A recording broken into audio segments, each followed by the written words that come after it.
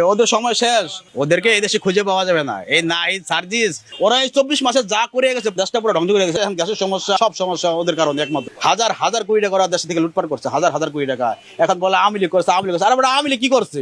আওয়ামী লীগ 3 দিন করছে। আওয়ামী লীগ তো 17 বছর কাজ করিয়া করছে, আর তোরা তো কাজ ধ্বংস করিয়া করে সব ধ্বংস করেছ। এই নাসির, ওরা সবই দালাল। সার্জিস, পাটোয়ারি, ওরা যেখানে এগুলো আপনারা কি করেন? এগুলো সাইজ করতে পারেন না? 24-এর অস্ত্রগুলা কি কই গেছে? এখন আমরা আমাদের মিডিয়া বলবে অস্ত্র কি, আমাদের অস্ত্র লাগে না, আমাদের 2 হাত হলো অস্ত্র। ওরা ট্যাঙ্ক, কামান, গুলি, AK-47 সব নিয়ে আসুক, আর আমরা যেখানে এখানে যারা আছি, আমরা বাংলাদেশে নামি দেখবো কার শক্তি কতটুকু। তাদেরকে মারে, তারপরে আপনারা সামনে আসেন। আপনাদের চাকরি নট করে দেওয়া হবে, পুলিশের চাকরি খেয়ে দেওয়া হবে, আপনাদের কোনো চাকরি করতে হবে না।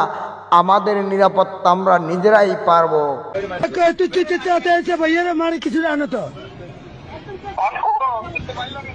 না না ভাইয়ের লাগে না, ভাইয়ের বেদরক মাঝে চোরের মতো অজ্ঞিচ্ছে আমার আল্লাহর কসম রে, মুসইদে কাইকে মরিজান, আল্লাহর কসম মুসইদে তোর লেখা আইকম চুলটা ভিতরে আরে গুছানি মুরগানি মাইতে আনি চালাছে, ইনতুন মারি আবার উঠেছে তাতাইয়া।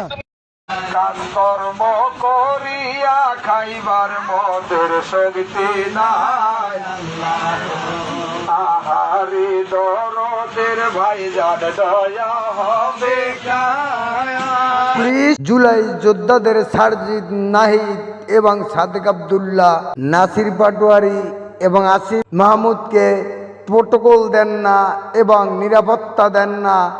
আপনারা তাদের গাড়ি ভাঙে, তাদেরকে মারে, তারপরে আপনারা সামনে আসেন। আপনাদের চাকরি নট করে দেওয়া হবে, পুলিশের চাকরি খেয়ে দেওয়া হবে, আপনাদের কোনো চাকরি করতে হবে না। আমাদের নিরাপত্তা আমরা নিজেরাই পারবো। তাই আমি বলতে চাই, বাংলাদেশের পুলিশ থাকার কোনো দরকার নাই। যখন মারামারি শেষ হবে